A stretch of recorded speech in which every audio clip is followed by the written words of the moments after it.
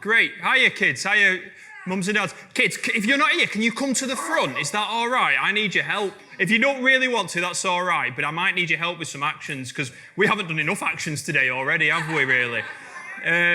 So this week, we have been doing our summer club. And it has been on Diving Deep. And as you can see all around us, we have got all these amazing underwater sea creatures. Now, there is an underwater sea film that I absolutely love, and that is Finding Nemo.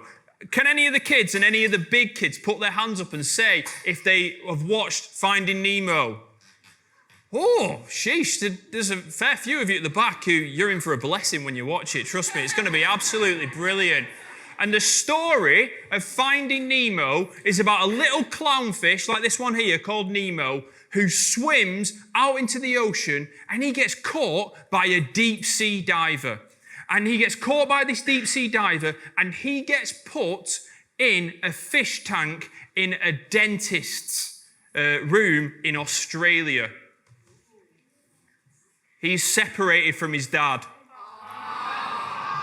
See, the big kids know it. He is separated from his dad.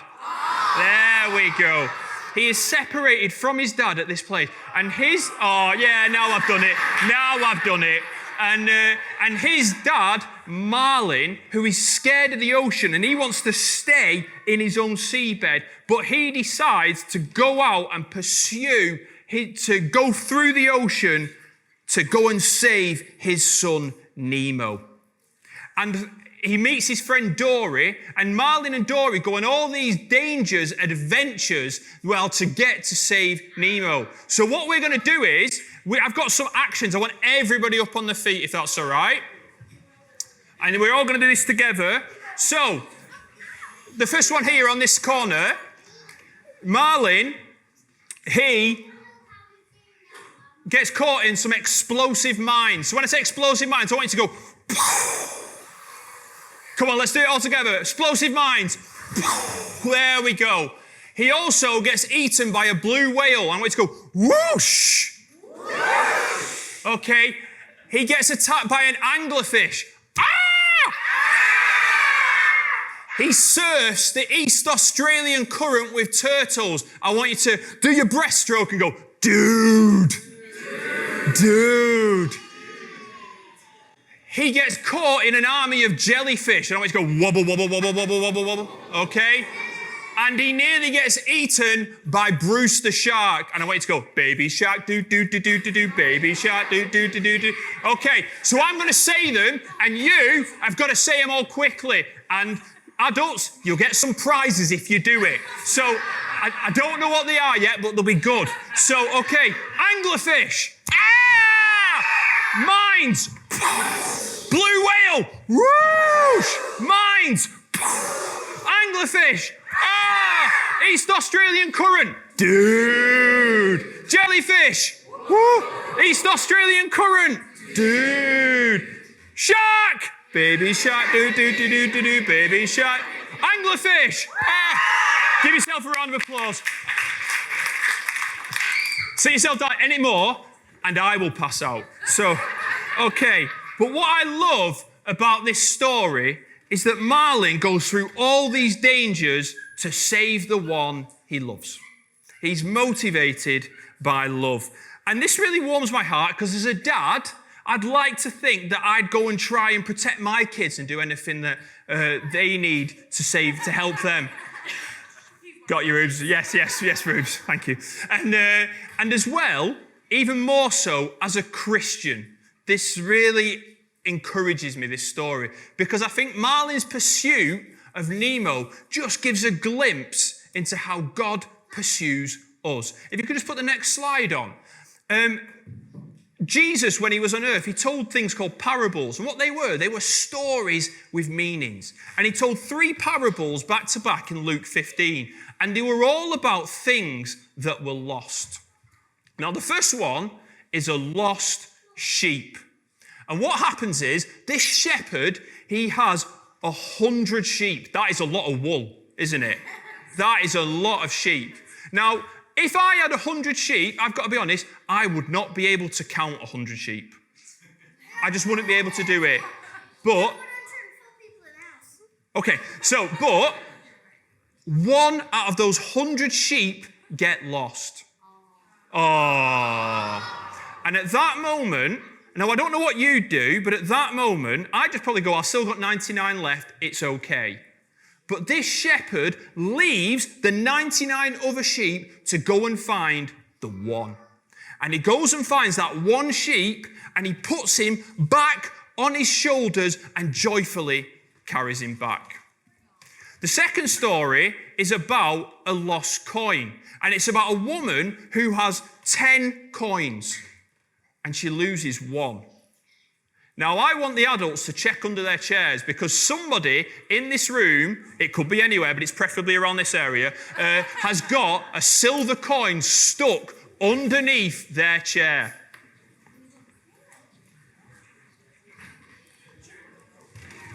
You might want to check around your area.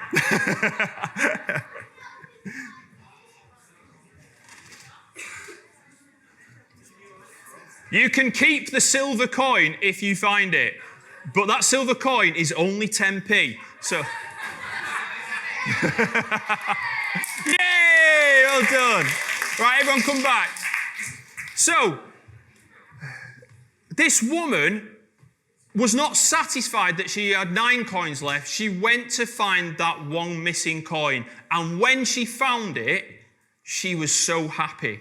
Now, you may hear those first 2 stories, and you may think, well, that shepherd was a bit silly, that he left 99 other sheep, and they could have gotten in lots of danger. Sheep deer, and to find the one.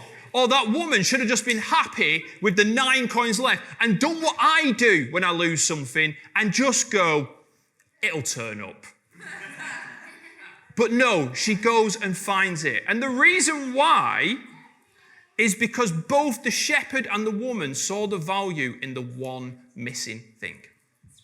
And like Marlin risking his life for his own lost son, they'd risk anything to find their one sheep and their one coin. Now, children, can any of you remind me what we have been told the greatest treasure this week is? Go on, Lilia. To know and to love God. Woo! Yes! Good on you. Great.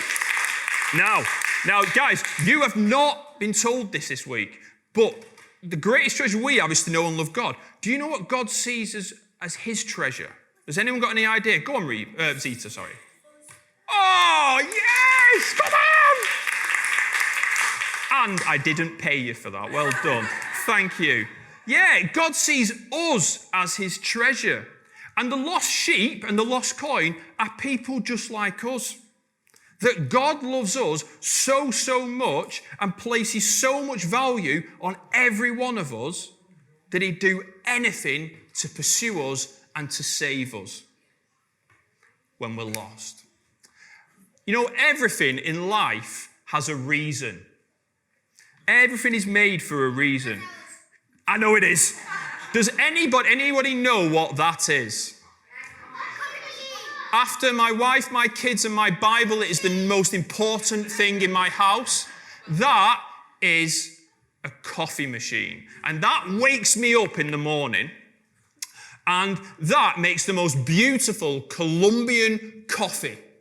And I love it so much. And Rachel said, make sure that you take it from that angle so no one can see the dirty side.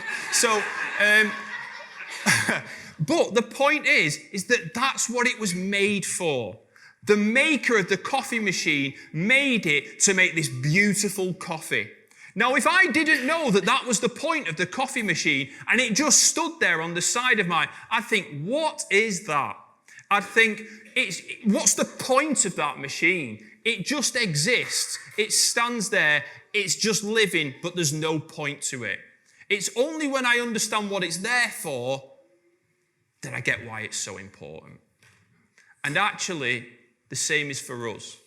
Everything is made in life for a reason. And as a Christian, I believe that we were made for a relationship with God.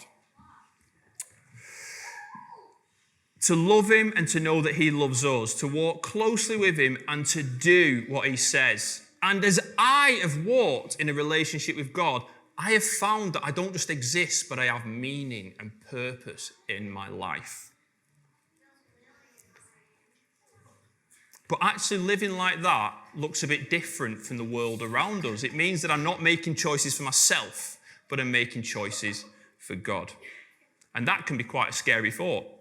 But I'm just going to finish with the third story. So the third story, the third lost, is actually a lost son.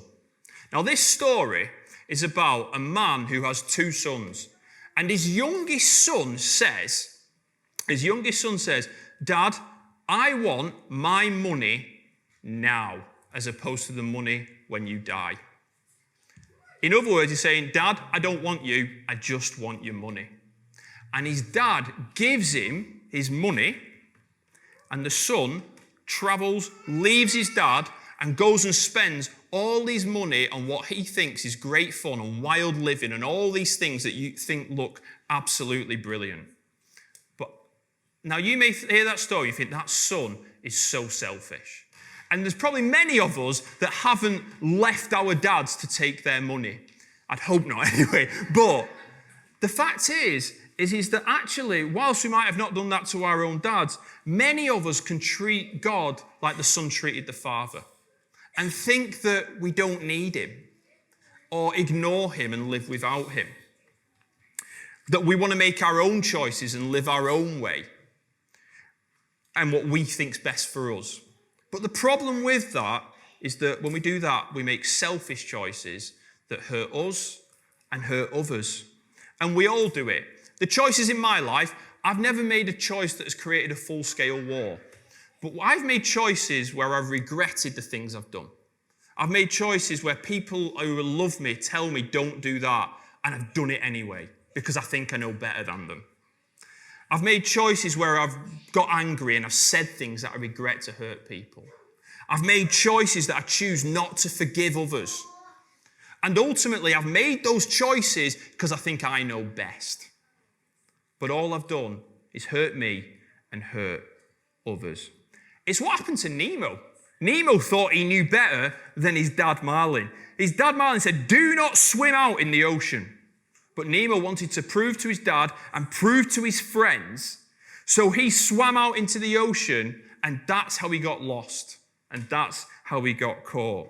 It's what happened to the lost son. The lost son thought he knew best, spent all his money. But what happened when he had no money left? He had to get a job as a pig farmer. And he became so hungry that it says he was wanted to eat the pig slops. Now, Dave at Urban Outreach knows what pig slops look like. They're not very nice to look at. But he had to eat that. When we make our own choices as opposed to putting God first, as opposed to living how we were made in that relationship with God, the Bible calls it sin. And what it's like is, it's like us living like we're our own gods, that we make our own choices. And it may sound fun and it may sound harmless, but it eats away at each of us and makes us broken, lost, and live without meaning. We've all done it. That's why there's so much brokenness. But you know, the great thing is that just as Marlin swam the 7 seas and he got caught with the jellyfish, and he got swallowed by the blue whale, whoosh, and he got the explosive mines, and he got nearly eaten by the shark. Stop. Thank you. So he got all these things. God actively pursued us to save us, which were lost. And how he did it was through sending his son Jesus to earth as a human, to actually show what a perfect life looked like, as a life that wasn't about doing what he wanted, but about showing God as king. And what we see in this life is that people got set free, people were healed from diseases, relationships were restored, people were forgiven, people were given a new start. But it looks so radical from the whole world around us that people chose to kill him and put him on a cross. And the death of Jesus is a historically accurate recorded event. No one could deny that. It happened. But this man did nothing to deserve being killed. Completely innocent. for anything that he did. Instead, he chose to do it to pay for us and the bad things that we've done. He chose to die knowing it was the only way to pay for all the wrong things that I've done, all the wrong things you've done, all the wrong things I'm going to do, and all the wrong things you're going to do. All the sin in the world. And he did it because he sees that that's the only way. He did it because he sees how broken we are. He did it because he loves us. He pursued us to save what was lost because he loves us. But even greater, he rose again from the dead. And some people may go, that's a myth, that's a fantasy, that's a lovely fairy tale story. Over 500 people saw him after he died and spent their lives telling people about this, to the point that they didn't care if they died themselves because of what amazing news it is. Because the fact that Jesus is alive now means that we can be alive. It means it changes everything. It means we can know God personally and have the relationship that we were made for. And that's just amazing news. And when I hear this amazing news that God did this to save us, it causes a response in us. I just want to put a YouTube clip on. I love the bit in Finding Nemo where Nemo's caught in the fish tank with his friends. He just put it on. And he has tried to put a rock in the filter to escape, but he's so scared of it. Can you just put the YouTube clip on? But he's so scared of it. And then he hears what his dad has been doing. Hey! What the? Ah! Well, that's one way to pull a tooth. Huh. Darn kids. Well, good thing I pulled the right way. Hey, Prime Minister. Hey, psst. Oh, Nigel, you just missed an extraction. Oh, has he loosened the periodontal ligament with the elevator yet? What am I talking about? Nemo, where's Nemo? I've got to speak with him. What? What is it? Your dad's been fighting the entire ocean looking for you. My father? Really? Really? Oh, yeah. He's traveled hundreds of miles. He's been battling sharks and jellyfish, all sorts of... That can't be him. Are you sure? What was his name? It's some sort of sport fish or something. Tuna? Trout? Marlin? That's it. Marlin, the little clownfish from the reef. It's my dad! He took on a shark! I heard he took on 3. Three sharks? There's gotta be 4,800 teeth. You see, kid, after you were taken by Diver Dan over there, your dad followed the boat you were on like a maniac. Really? He's swimming, and he's giving it all he's got, and then 3 gigantic sharks capture him, and he blows him up, and then dives thousands of feet where he gets chased by a monster with huge teeth. He ties the steamer to a rock. What does he get for a reward? He gets to battle an entire jellyfish forest. But now he's riding with a bunch of sea turtles on the East Australian current, and the word is he's headed this way right now to Sydney. Wow. Oh, what a good daddy. He was looking for you after all, shark bait. He's swimming to the filter. Shark bait! Not again. Shark bait! No! You've got your whole life ahead of you. Well, help you, kid. Gotta get him out. That thing!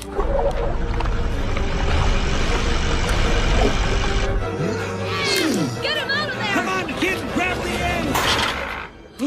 Shark bait! Are you No. okay? Can you hear me, shark bait? No. Nemo, can you hear me? Yeah, I can hear you. Shark bait, you did it! Shark bait, you're covered with germs! That took guts, kid.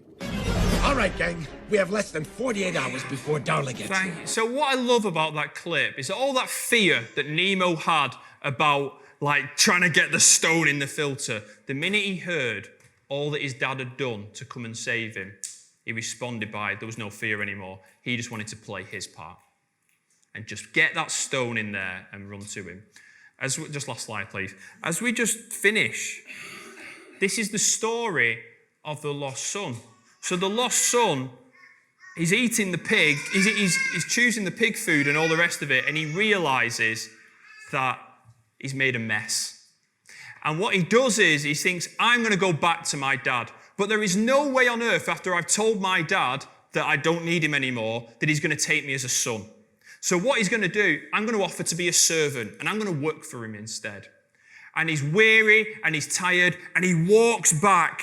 And the story says that the father sees him from afar, wearily walking back, and he's filled with love and compassion. And despite the fact that the dad may have been hurt and upset that he rejected him, it says he ran towards the son, and he hugged and he kissed him. And he rejoiced because his son, who was lost and had made a mess, was now found. And he says, we're going to have a party and a celebration. And that picture of that party and that celebration and the father hugging the son happens every time someone chooses to follow God. It happens every single time. I've been a Christian 22 years, and life has not been easy in that time.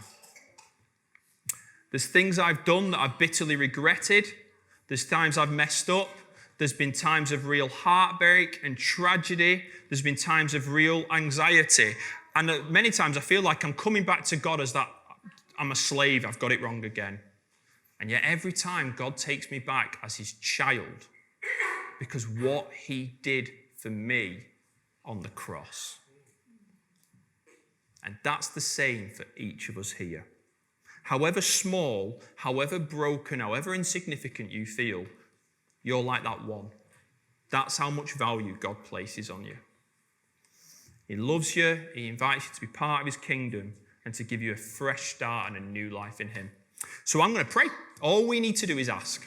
So I'm going to pray, and if anybody wants to pray this prayer, pray this prayer in your heart, and then all it is asking Jesus into our lives to forgive us for the things that we got wrong and say, I want to live for the reason that I was made. Lord God, I thank you that you love me so much. I'm sorry that I get it wrong all the time and think that I know best. But I thank you that you know best, and you sent your son Jesus to pay the price for my sin. And that he rose again so I can have a new life with you. Come into my heart. May I walk closely with you and find the reason that I was made to have relationship with you. Thank you that you love me. Amen. And if anyone wanted to talk more, myself, Joe, Jessica, any of the guys who are on the team, they are more than happy to talk with anyone after. But thank you, guys, you have been so good for listening. Do you want to just stand up one more time? We'll just do it one more time. Just get up. Please, please, everyone, big kids as well. We'll do it one more time. Are you ready? Jellyfish. Whale. Whoosh. Shark. Mines. Cheers.